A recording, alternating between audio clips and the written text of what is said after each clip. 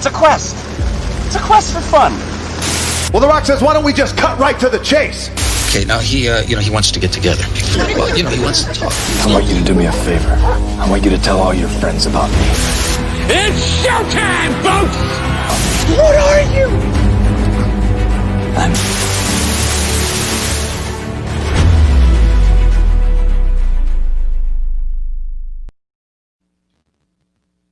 Hello there. Greetings and salutations, everybody. Welcome to a very, very special, exciting presentation of nerd culture. We are calling this Hot Takes with Ryan and oh wait, I do have a broadcast partner here. Let's bring in this new kid. His name is Nick. Nick, how you doing tonight, my man?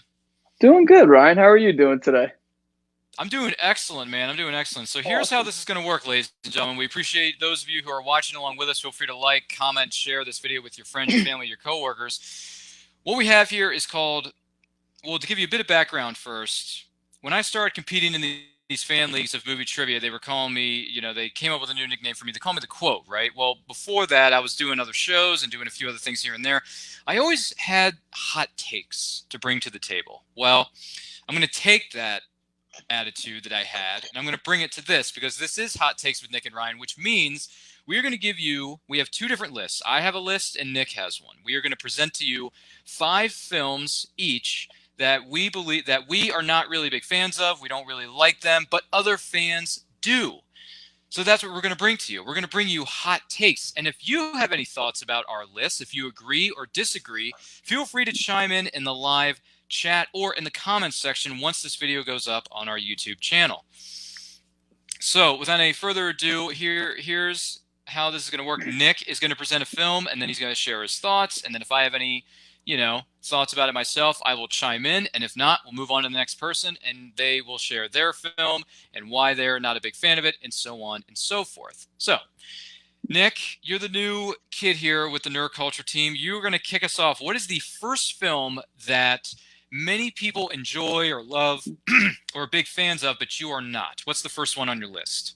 Well, honestly, I completely forgot about this one, but first one I put Force Awakens, actually, the new Star Wars to kick off Disney. Yep, I can see the face. I can see the face. You agreed to this, Ryan. We'll explain why you're not a fan of Star Wars Episode 7, The Force Awakens, a sequel that no one ever thought we would get from 2015.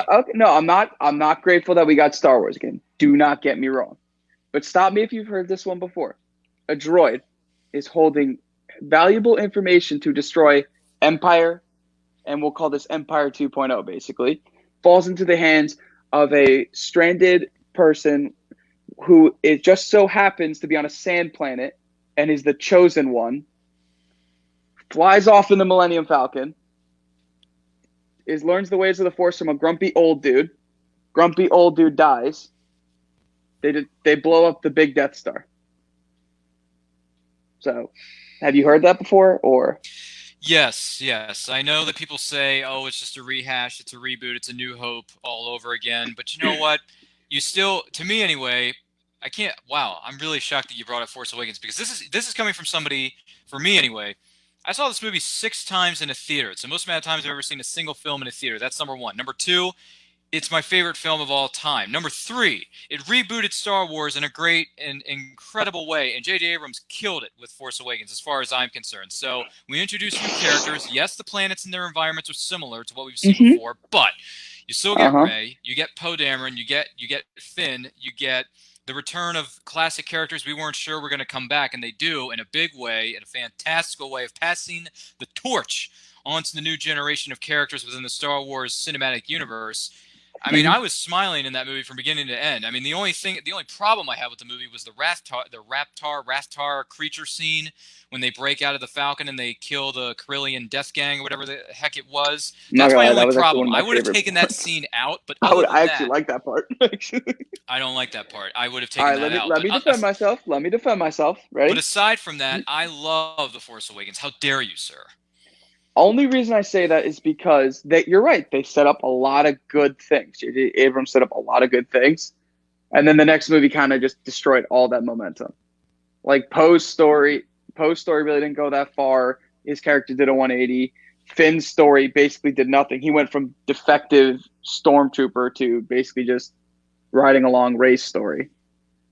And I don't know. I just wasn't a fan of kind of how they just basically copy and pasted the entire thing. I liked it. Don't get me wrong. I enjoyed it, but it's not what I would have liked to go on, if that makes sense.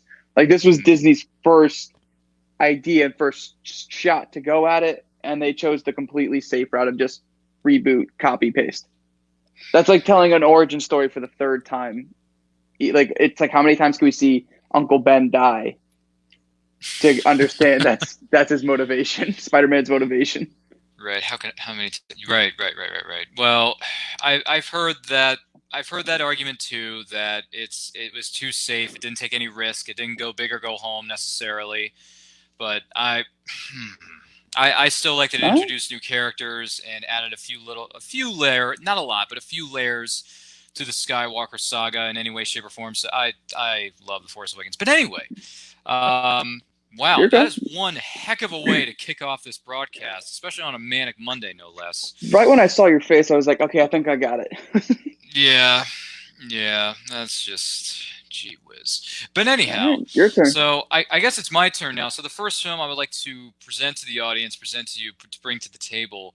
I watched this movie because people have been telling me, if you're going to enhance your film knowledge, if you're going to watch some of the greatest of all time, you got to sit down and watch this movie, right?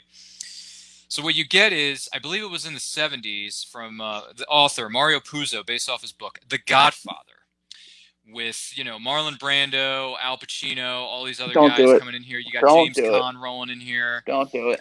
I'm going to make an offer, I can't refuse. Don't do it. That movie, Don't despite its acting, do it. is just... Don't do I didn't it. get much from it. It's kind of boring to me. Oh, no. The Godfather is boring to no. me. It doesn't really do much. Oh. It's a 3-hour bit of a slogfest. And when something does happen, it's kind of too little too late. Ryan. To that extent. So for me, the first film I'm going to put on the table here... It's one of the greatest trilogies of all time.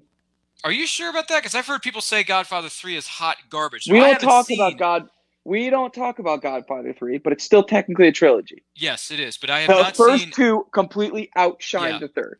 I have not seen Godfather Part 2. I have not seen Godfather Part 3. But of the trilogy, I've seen The Godfather. So my 2 cents on the matter is this. It's just, I didn't get much from it. I don't get it. I don't get why people say this is one of the GOATs for me. So The Godfather, that's the first film I'm going to put on the table. The amount of quotable moments. You threw me for a loop. Now, apparently, I've thrown you for a loop. Tell me your thoughts.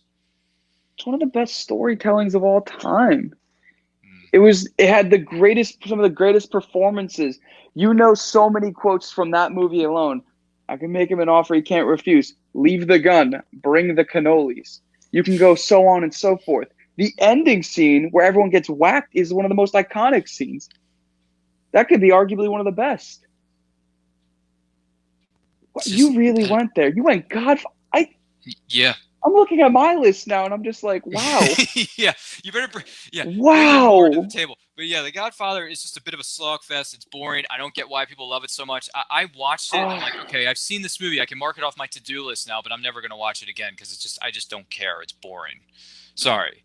People aren't agreeing. Someone says that hurts Ryan. I know. I'm seeing a few reactions here, and when we have time, we're going to bring some of these up. What do you have here in the chat? Oh, by the way, Miguel says Palazzo awakens. He does. That's a good one. Kearns is chiming in here. He says, Force Awakens is your favorite movie of all time? Wow, I thought Man of Steel would take that spot. Well, you were close, Kearns, but it was Force Awakens. Just saying. Let's see. What else do we have here? We have... let's see. Kearns says, also The Dark Knight. I like the movie, but it isn't close to being the best comic book movie of all time, my opinion. Wow. You're wrong, Matthew. Okay. You're wrong, Matthew. Wow, Kearns is bringing some heat to this conversation. By the way, Dina chimes in. She says that hurts Ryan. You're sleeping with the fishes tonight. Oh, jeez. Listen, my friend. Brian says if Ryan was in film school, they throw him right out of the room. I don't know about that. You might get thrown out. You have to fake it at least. Do you think Professor? I don't mean to bring anyone's name up here from our school days, but if you brought in Professor Bainbridge, you think he would throw me out of the room? Did you see Godfather 2 at least? Like I said, I have not seen parts 2 or 3 yet. Oh, Jesus Christ. I haven't. You're breaking my heart, Fredo. Yeah, I've You're seen, I've breaking my heard the heart. clips, or I've seen the words, The but it's clips are the like best. It's I don't gaming. know. I have to see We're the moving on. like. We're I have to moving see on. the full length. Yeah, in order to understand those quotation or quotes, I need to see the film in its context. So Right, we're moving on. I know. Yeah, enough about that. So You're gonna hurt me. We're moving on. wow, let me see. Kearns is chiming in here. Someone from Neuroculture. I don't know who this is, but they're saying in the backstage area, "I know it was you, Ryan. You broke my heart." I don't know who that was. Can you let us know who you are, Neuroculture, in the backstage area? But anyway, enough about The Godfather. Let's go to the next movie on our respective list. Let's go to Nick. Nick, what's number 2 for you? So this one actually won best picture, and if you remember, this was the one where Clyde actually threw Bonnie under the bus because it was the 2 actors who presented it with the La La Land mix-up. I have Moonlight. I have Moonlight as one of my movies I'm not a big fan of. Okay, and why is that? So, well, I took a production class and we were doing script writing and how it can really affect the story. And I was actually excited when she said we're going to watch Moonlight. And throughout the movie, I went from this to this to this to this to this to this to this. The whole time I felt like I was snoozing. And I don't get me wrong, I get why people like it. It's a good coming of age story. But it just, I don't know, I got pretty bored real quick. I wasn't my favorite. I don't know why it won Oscar, but I don't know. I just wasn't as big of a fan, I feel like, as I should have been. Like, everyone was hyping it up as a great, heart-wrenching story. I don't know. I couldn't get too much into it. Oh, okay. All right. I have not seen Moonlight, so I cannot comment or speculate. So I don't want to, throw something in there that's not necessarily true. But yeah, that's a crazy thing that happened at the Oscars. Yeah, La La Land, you guys won. No, wait. Yeah, Moonlight. Yeah, you guys won Best Picture. Get up here. It's like, what? Never thought that would happen. It's like Clyde literally just threw Bonnie under the bus, and it was one of the funniest things ever. It's so that was a crazy set of affairs that went down at the Oscars that particular year. But aside from that, okay, Moonlight's your next one. All right, so, top that because you saying Godfather. That's going to be hard. That's going to be hard to top with Moonlight, even though I've never seen the film. But I know a number of my friends have enjoyed it. They put it on their top 10 list of that respective year and all that other jazz. So the next film I want to throw in here, I'm not sure if you've seen this or not. This is going back to the 70s. This is a sci-fi horror film that everyone seems to think is like that's really set the standard for sci-fi. It's set the standard for sci-fi horror, particularly horror within the sci-fi genre. I watched this movie and I'm watching it and I'm thinking, all right, you got some good actors in here, few good lines. The story's moving along at a bit of a slower pace than I personally would like. But the creature in this movie wasn't even that scary to me. I didn't get much. I didn't get too many thrills. I really wasn't scared or terrified. This film didn't really give me much to go on. It didn't give me many nightmares. I'm going with Ridley Scott's Alien. From 1979. I'm going with Alien because Alien. Look, the creature effects, the way they put the ship together, the way they set the scenes for all these characters, and of course you got the excuse my language here, but the badass known as Ellen Ripley, played by Sigourney Weaver, and how it pushed her career into the stratosphere, and she went to the next level. And everyone says how she's one of cinema's greatest heroes or greatest characters. For me, to me. Now, granted, I know this is apples and oranges, so I'm not saying that this is the best of its genre, but Sigourney Weaver did a much better job in Galaxy Quest than Alien. Okay. Like, I don't... Alien Quest is more of like a cult classic. It's a comedy. I know it's a cult classic where it's like, I don't know about that one. It's different. It's kind of like night and day, and I get that argument. But, yeah, Alien... I don't get the hype around that movie because to me it really didn't do much for me. The creature looked great.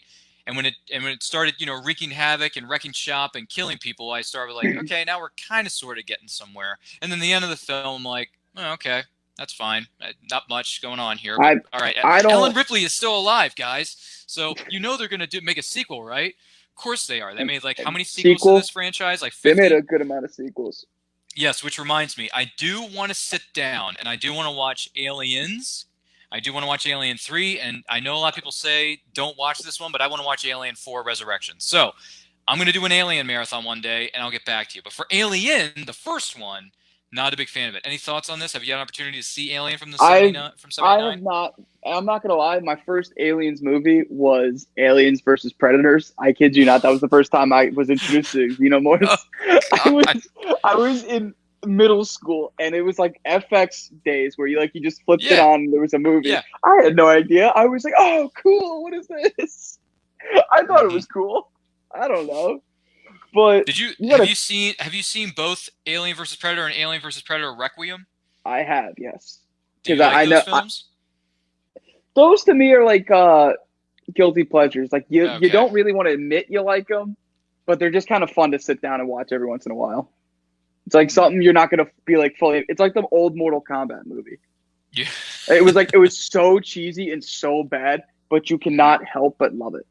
Yeah. It was like something you just put on if it's on. Yeah, those movies. Just real quick sidebar here: Alien vs Predator and Alien vs Predator Requiem.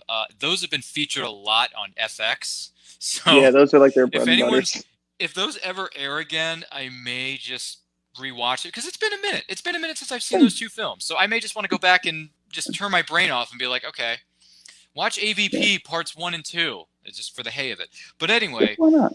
yeah. So Brian is a little bit perplexed here. He says, first you say Godfather, now it's Alien. Yes, it's true. Yeah, your list is much more gut wrenching than mine. I feel like. I know. Thomas is asking us, have we talked about James Cameron's Avatar, the Blue People movie? The plot is trash. Oh my gosh, Thomas. I mean, Poor Tom. Who hurt you, Thomas? I don't know if that movie is on our list. You have to ask somebody else. But let's see what we have. I here. do not have Avatar. By the way, the people who are helping with our videos, specifically our Battle of the Nerds playlist, which you can see on Hanging with Web Show, Web TV's YouTube channel, they are chiming in, and they're saying he's not entirely wrong. Alien hit its real stride within its sequel known as Aliens, which pushed folks to go back and watch the original. That's fair. That is fair. It's completely fair. Thanks for bringing that up, and thanks for joining us, Hanging with Web Show, Web TV. I feel like the marketing team for Aliens had the easiest job ever. They were literally just like, what if we just put an S at the end of our posters? Yeah, you don't even need to call it Alien 2. Just call it Aliens. They added a single character, and they saved probably millions on marketing. Probably. That's hey, is that if that's true, then more power to him. If anyone knows any behind-the-scenes story about the marketing campaign of Aliens, leave it in the chat. I'd love to hear about it. But so let's see. I was talking about Alien just a moment ago, so I believe it's my turn. It's your turn to give us movie number 3. So what do you have on that list? This one kind of hurts. So a little background. My dad, when I was like 10, maybe not even, my dad said, you're going to sit down and you're going to watch this movie and you're going to like it. And I love this movie. It's Goodfellas.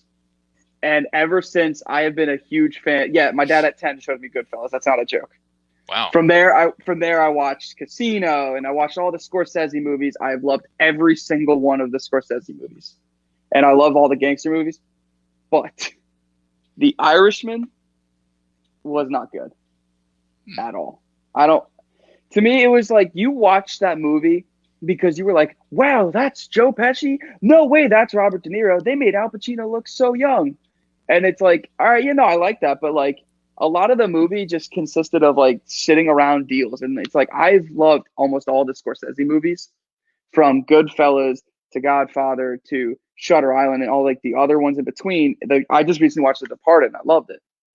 To me, this one was just 3 hours of like, it really didn't pick up till like the very end. It almost didn't justify 3 hours. And my dad was even excited for it. He fell asleep halfway through. I looked over and he's snoring as loud as he can. It was like okay to me. It's like, I know it was nominated for a lot of things. It just wasn't for me, and I don't know why. I went into it so excited, and I was just so disappointed. I see. I can see that. Okay. I have not seen The Irishman personally, so I cannot comment or speculate. No, I haven't seen it. I heard mixed things about it, from different critics or the circles that we run in, but I haven't seen The Irishman, so I can't say anything more than that. But The Irishman, okay, all right. Yeah. Brian here kind of agrees with you. He says, "Yeah, The Irishman's just thank you, Brian. Okay, thank you, Brian. So Brian knows what's up. So, okay, The Irishman. If anyone has any thoughts about that, throw them in the chat. that's all I had. Just because like I feel like No, most of it's the cool. time, like it was more like just like everyone's like, wow, the graphics were so cool of de aging and stuff. But it's like that wasn't it for me. That wasn't it. This ain't it, Chief. God. No, yeah, no, it's understandable. So the next film I want to chime in with, this is probably not going to shock too many people, but it may shock you for those of us who are watching us at home. Look, there's a lot of movies in this genre, right? There's a lot of comic book movies. There's a lot of comic movies, right? Now, this movie is a sequel. This isn't the original. I'm not talking about the original. I'm talking about a sequel to this particular iteration of a certain character that I believe to a certain degree has been way overblown, is getting way too much attention, and it's kind of drawing it just a little bit away from other characters, whether it's from this company or another company, or even different companies that could have characters adapted for either the small screen on Netflix or a streaming series or a movie franchise, right? So I'm talking about this I'm kind of like the editor-in-chief of the Daily Bugle. It's like that menace, that Spider-Man menace. You know, I want Spider-Man. You know, so for me, Spider-Man: Far From Home, which is the sequel, like that? which is the sequel, starring Tom Holland and Really? Zendaya. Is it Zendaya? Is that how you pronounce her name? I hope I'm saying that right. Zendaya. Yeah, I believe it's Zendaya. You have Zendaya. You have oh gosh, what's his name? It's Jake Gyllenhaal, who's playing Mysterio, right? He plays Mysterio. He did great. Okay, here's my problem with. There's a lot of problems with this movie. First of all, when they reveal who Jake Gyllenhaal's character really is and who he is as Mysterio and why he is the way he is, no one believes him. He's basically a disgruntled employee of Stark Enterprises. Why, oh why, oh why does every single little thing, including supporting characters, have to be connected to the same billionaire playboy philanthropist when there are plenty of billionaires in this world who can fund science programs and bring people into the fold to help them put together scientific research, specifically whatever Mysterio was working on. I forget what it was, but like, what's going on here? I mean, his character is a disgruntled ex-employee of Stark. Give me a break. That is so dumb. It's cheap. It's lousy. It's poorly executed. Mysterio could have done a much better job. He could have played even a bigger role in this franchise, if not the film. I mean, yes, he has his revenge at the end of Spider-Man: Far From Home. And for those of you who haven't seen this movie, warning, spoilers. He drops the video on the internet, and the Daily Bugle, J. Jonah Jameson himself, drops the bomb on everybody saying, hey, we got this video from some mysterious source. We know who Spider-Man is now. It's Peter Parker. Oh, wow. Okay. Great revelation, and it's going to shake things up within the MCU, and that's good. But, yeah, Spider-Man: Far From Home. This movie was just not that good. Listen to me. It had a few funny lines, few decent action sequences, but the execution of the villain was bad. The villain could have been better. Jake Gyllenhaal could have been his own character, not been connected to Tony Stark, because I'm sick and tired of every character in this franchise being connected to Tony Stark. Not everybody has to have met Tony Stark, and not everybody has to be a fan or like him or have worked for him. Give me a break, people. Make these characters their own. Let them tell their own story without having to be connected to Tony Stark, who, by the way, he did. So, like, move on. Do something else with your life. Make something more original. Give us more je ne sais quoi, which the French call a certain I don't know what. So, yeah, Spider-Man: Far From Home. Not a big fan of it. Nick, your thoughts? So, all right. I agree that not every single person has to be related to Tony Stark. Like, at this point, the mailman getting fired 10 years ago is going to become the Rhino or something. I feel like it's inevitable at this point. But to me, I don't know. I liked Jake Gyllenhaal as Mysterio. The build-up, maybe, because everyone knew he was a bad guy. Let's be real here. No one was going to be like, oh, my God, I never saw that coming. If you read like a shred of a comic book, you knew. But to me, I loved the special effects they had when he was going full Mysterio. Like the part where he gets hit before he gets hit by the train, where he's going through like these graves, the mirrors and stuff. To me, that was like reminiscent of like a Scarecrow thing in the Arkham games. It was just so cool, and the way they did that was very cool. I loved how they did that. And this to me was a better version of Spider-Man because Homecoming was fine, but like this one really kind of made me enjoy the MCU Spider-Man more often. This kind of made me like, all right, I'm really excited for what they do for the future now. And I would like to see a little more Mysterio, like comic version wise, but I'll take what I can get, if that makes sense. I mean, I'm not dogging the visual effects or how his suit was made or how he worked his suit or some of the, what do you call them? That was actually very clever. I'm not going to lie. That was a clever way of doing it. The suit, the way he looked, and the illusions that he was doing with playing with Spider-Man's mind and throwing him in different dimensions and all that stuff. I like that. It's just the backstory and his execution of the backstory for the villain was poorly, I think was very badly, what do you call it? Mishandled. It was mishandled bad. And it's just, yeah, I didn't get too much from this movie. I mean, it had some decent action sequences, don't get me wrong. But overall, this is definitely one of my least favorite, if not one of the worst of the MCU for me. This is not, like, I wouldn't even put I mean, to me, this is not in my MCU favorites list. Let me just put it to you that way. Now, I know I'm looking at the chat here. And they are shocked beyond belief. Thomas says, what are you high? I completely disagree with you. Brian says it would have been better if it was the coming-of-age version where he was a Hollywood special effects master for Mysterio. That's what I was saying. Thomas says it's the greatest take on the character of Spider-Man. I will fight you. I will fight you. Let's see. Thomas chimes in with my thoughts by saying that's the connection to Peter Parker that brought the emotional weight with Tony Stark. Did I want him to be connected to Tony Stark? No, but it ties it together for the emotional stakes of the film. Okay, Thomas, I hear what you're saying. But for me, it didn't work, and it shouldn't have been like that, because I know Tony Stark was filling in the Uncle Ben role, but we don't need it. We don't need it. It never should have happened. But anyway, enough about, what's it called? Spider-Man Far From Home. I believe it's your turn, yes? It is my turn. So we're on to movie number 4, yeah? 4. Yeah, 4 out of 5. So what is your not-so-fantastic 4? This one's going to go into sports movies. I'm actually going to pick Field of Dreams. Yeah.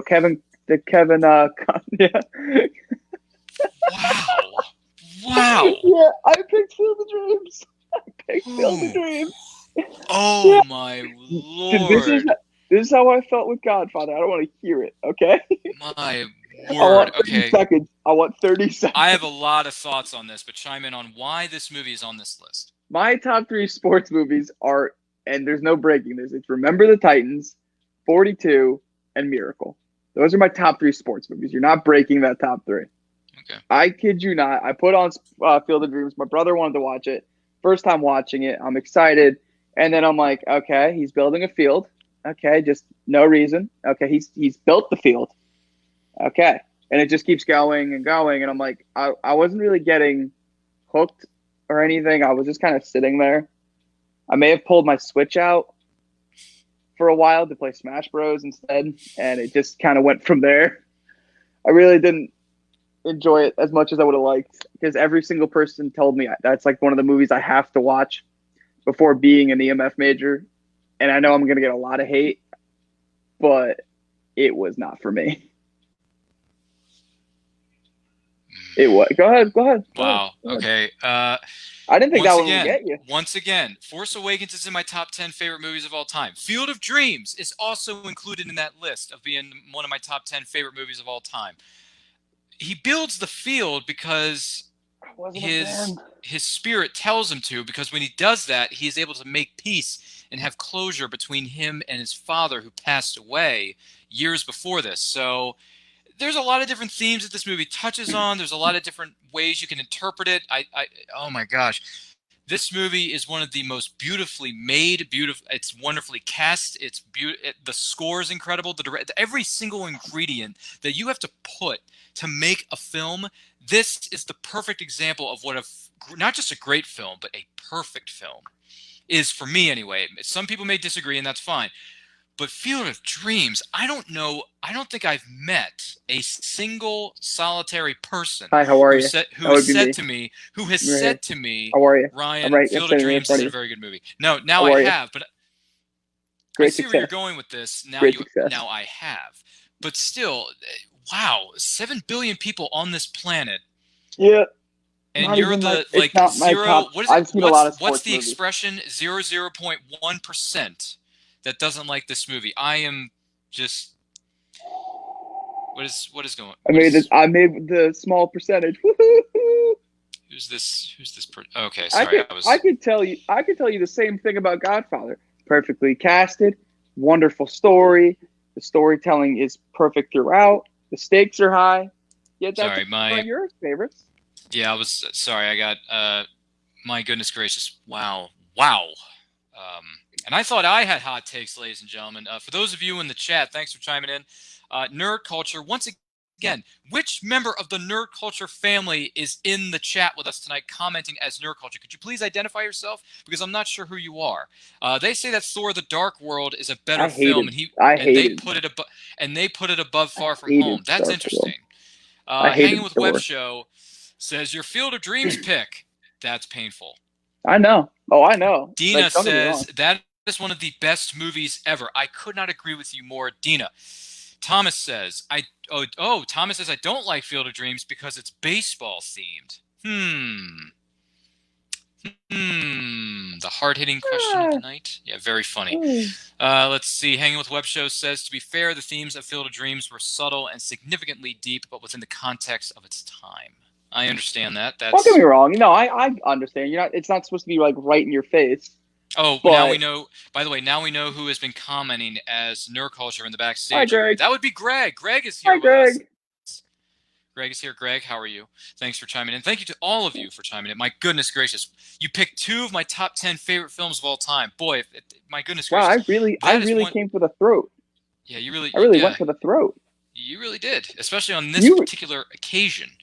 Now, I'm scared of what your 4th is, though. That's my problem. I'm scared. I think you're gonna love this. You're gonna love my 4th. I hate it already. Ladies and gentlemen, we are moving on to the next film within our respective lists. This is coming back to me, Ryan, and the 4th film I have on my list here is within the fantasy sci-fi genre. A lot of people, and I mean pretty much everybody I've ran into or spoken to through social media has said that this is the best fantasy adventure film of all time. They say that it is their favorite. I don't like where this is going. They say they have watched it numerous times, and they say that it's better than some of the other films within that genre that came out in the 1980s. Well, I disagree. Young people. And that would be The Princess Bride. Oh, I never saw that, actually.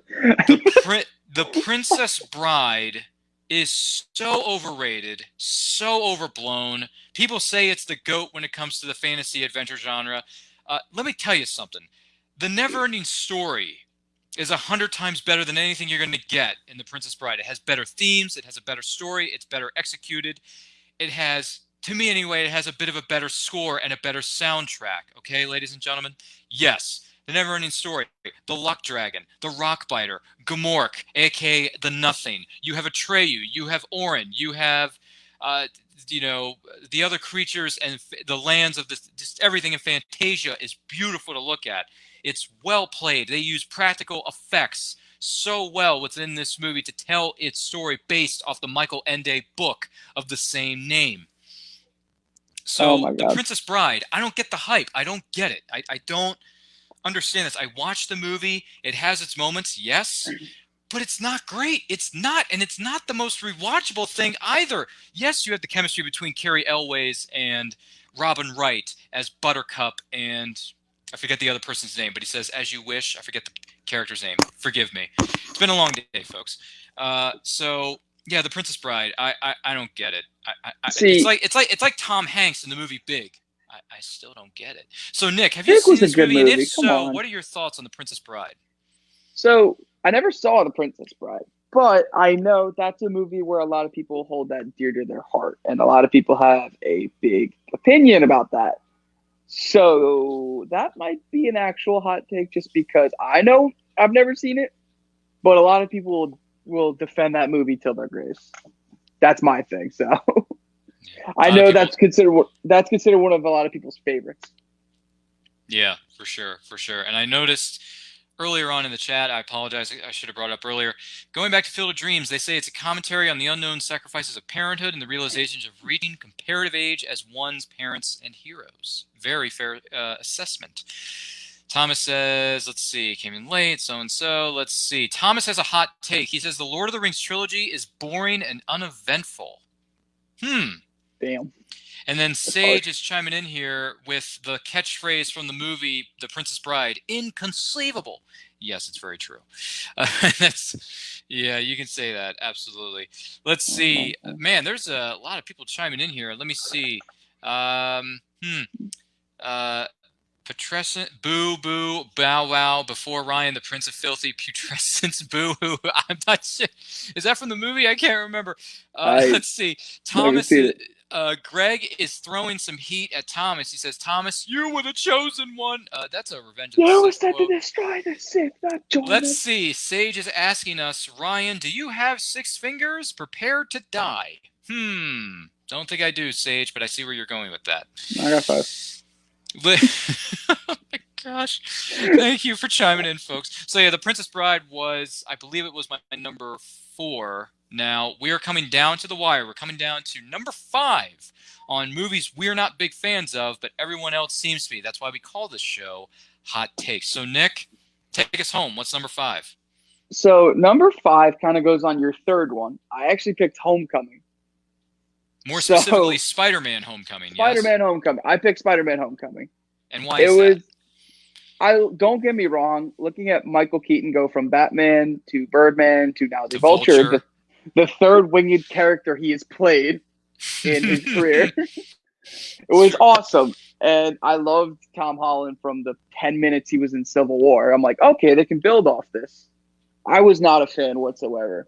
It was basically Spider-Man like trying to just impress Iron Man, even though Spider-Man is considered one of the best comic book heroes of all time, actually more famous than Iron Man. Iron Man was not this popular until the MCU showed up. Spider-Man shows up and they're basically kind of kicking him down a little bit. I feel like he almost has to impress Iron Man the entire time. And don't get me wrong, I enjoyed he was still kind of new to the whole thing, but it just wasn't what I kind of wanted. In a sense, and I'm not gonna lie, I'm a Raimi fan. I enjoyed the Raimi movies. Sue me. I enjoyed Sam Raimi's films. Now, did you enjoy from the original Sam Raimi franchise? Did you enjoy all 3 or just the first 2? When I was little, I liked the third one. Grew up, I noticed the many flaws it had. Yeah. Yeah, we'll go with that. But yeah, picking a pretty boy to play Eddie Brock when he should have been a more menacing, like bully type character, a bigger, the dude buffer. From that '70s show, I couldn't take him seriously. I know. I was waiting for Red to say, "I'm gonna put my foot in your, you know what." Yeah, Topher Grace. Oh, I know who he is. You know, I was trying to think of the name, but yeah, Topher Grace. Yeah, that's Spider-Man. I couldn't take him seriously. I couldn't take him seriously. I don't think anyone could. But yeah, the original Raimi series of films 1 and 2 are just. I will defend those to my dying breath. I love those 2 movies. But, yeah, Spider-Man Homecoming. Believe it or not, ladies and gentlemen, we're going to shock the world here as we come to the end of the show. I also had Spider-Man Homecoming on my list because, to me, it was just an Iron Man movie that happened to feature Spider-Man. That's also another thing. It really wasn't a Spider-Man movie at all. It was more of Tony Stark saying, hey, remember me? I'm in the MCU. We're going to introduce a new character to the MCU. Hey, remember this guy? He's called Spider-Man. He's in the MCU now. Can you believe it? It took us so many years to make a deal with Sony, but we finally made it, folks. No, that's not how this works. Spider-Man Homecoming should have been 100% a pure Spider-Man movie without hardly any references to the MCU. Yes, you can reference how he helped out during the events of Civil War and how he was at the airport. And yes, the 10 or 15 minutes he was in Civil War, fantastic. I enjoyed that. I rewatched Civil War after the untimely death of Chadwick Boseman to see rewatch the introduction of Black Panther and Spider-Man. Yeah, it's like it's almost like it seems like Spider-Man can't make his own. Like you're giving all these other characters the treatment of they can do it on their own. But then when it came to Spider-Man, it's almost like you couldn't just let him be on his own. Like even in the sequel, you had Nick Fury and all them. Like you couldn't even just let that be. It's on its own. Yeah, it was too much of an Iron Man MCU movie and not really a Spider-Man movie. Yes, we know he's in the MCU now because, hey, did you see how much money Civil War made? Everybody saw Civil War, okay? We know what happened. A lot of money. So with that being said, Spider-Man Homecoming, it's an Iron Man movie. It's not a Spider-Man movie. And here, my other problem with Spider-Man Homecoming is this. I wasn't a fan of the casting to begin with, and I'm still not a fan of it. But I think she's either going to leave after the third film, or maybe she left. I'm not sure. Marissa Tomei as Aunt May. Okay. Why does that sound? Oh, okay.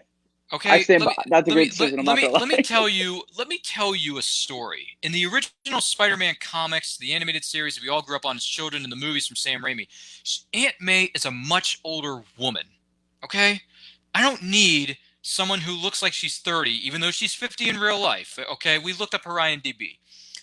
Marissa Tomei is one of the most sophisticated and beautiful women on the planet. Yes, but she's very good looking. Yes, you're not. No, you're not Aunt May. You're just Marissa Tomei playing Aunt May. That doesn't make any sense. And yes, I know that rhymes, Nick. I'm sorry. Marissa Tomei, look, you were great in Crazy Stupid Love, which is a rom-com that came out a couple years before this. That was fantastic. But this, what is this? What are you doing here? This is not you, Marissa. You don't belong. This isn't your thing. This isn't your time. Okay, if you want to be in a comic book movie, play any character you want, just not Aunt May. Okay, that's not how it works. Yeah. So that was one of my biggest flaws with this movie. Now, as far as Michael Keaton as Vulture, good stuff. I thought that was a good one. I thought that was a good pick. Good stuff, but I don't know. There was just something a bit off about it. But then again, he did have the right look. He was the right age. He had the right presentability, and he's Michael freaking Keaton. He can do whatever he wants to get away with it, and he can win awards for it, which... By the way, if I could have given it to him, I would have given him an honorary award for 1989's Batman. Just saying, Michael. But outside of that, right. yeah, this is an MCU movie, not a Spider-Man movie. This is by far and away one of the least good, one of my least favorite MCU movies. It's not even in my favorite comic book movies of all time. I throw it to the side. It doesn't exist. It never happened. But other than that, yes, we are shocking the world, people. And I see your thoughts and feelings in the chat here. What do we have here? We have, I'm trying to look back here. Brian says, Greg says, I still like the third Spider-Man movie from Sam Raimi. That's interesting. I did. Tom Holland is the best Spider-Man, Peter Parker, but Spider-Man 2 from Sam Raimi is still top 3 greatest comic films of all time for Brian, anyway. Brian, not sure if I put it in the top 3, but then again, it's your list. You make it how you will. Thomas says...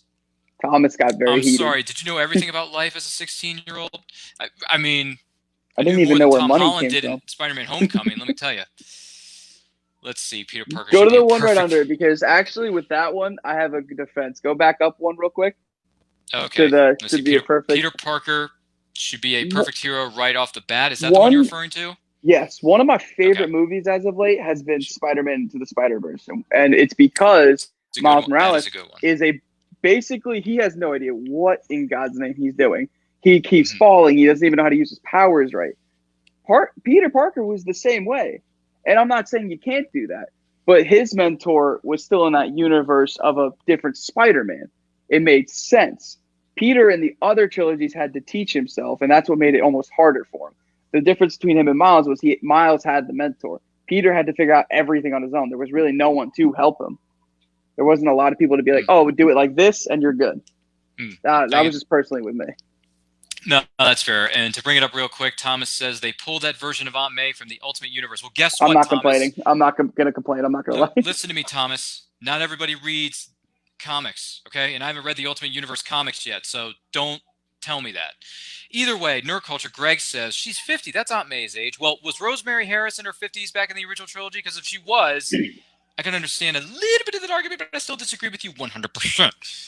Brian says, don't they want it to make Aunt May, or let me see, did they want to make a spin-off movie for Aunt May before the MCU Spider-Man? Yes, I mean, there were rumors with of that. MCU logic? Yes, I heard they were developing it and all that stuff, and I'm thinking, why would anybody want to make an Aunt May spin-off movie? No one's going to watch that. I'm sorry, but that's not happening. Thomas says, because they're so-and-so. Okay, well, we can't bring that comment up. I don't want to get too much into deep waters here. But yes, they were going to develop originally a spin-off movie to Aunt May. They were going to do a spin-off movie for a few villains, or they were going to put together the Sinister Six. That fell through before Sony made the deal with Spider-Man. So, yeah, they revamped that. So let's just let's just worry about the next couple of movies that are going to be coming out from Sony. Let's not worry about what happened in the past. But yeah, Spider-Man Homecoming doesn't do anything for me. Just saying. Yeah, Thomas, potentially potentially they're going to do an anime spin-off with Marissa Tomei. If they do it, as much as I love Marissa Tomei, and I respect I would pay attention. I respect Marissa Tomei as much as anyone else. I'm still not going to buy a ticket. It's not happening. I would. I'm sorry. I would. Hey, Nick, you can take the bullet for the team. You can go and see I'll the do- Aunt May spin-off movie. And then you Fine, can come, I'll do it. you can come back to us and say, hey, was this movie worth it? Let us know. But either way, wow, 5 movies from each of us. But really, it's 9. Well, 8, really, because... No. Is it 9? No, I think it's 8. Because we all had 4, and then our last one was the same one. Well, So yeah, it would be 9. 9.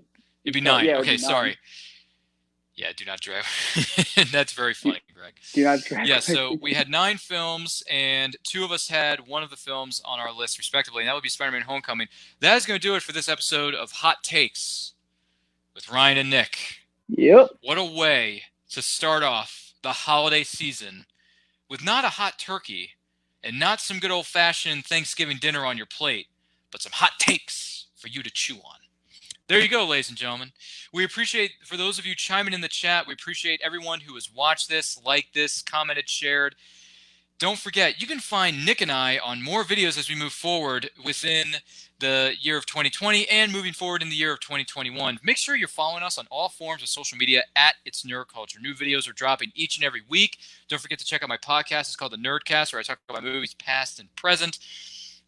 And don't forget, we have several interviews lined up for this weekend on our Facebook page. The events and the links are listed on our Facebook page, so make sure to check those out. We're going to be interviewing writers such as Mary Phan and Russ Colchamiro. We also have James Palmacher, Laura Ligori, who worked on Hollywood Girl, The Peg and Twistle Story. A lot of interviews coming your way this weekend and into the next couple of weeks going into the holiday season. So stay tuned. We got a lot more coming for you. In the meantime, stay healthy, stay safe, stay strong, and most importantly, watch movies.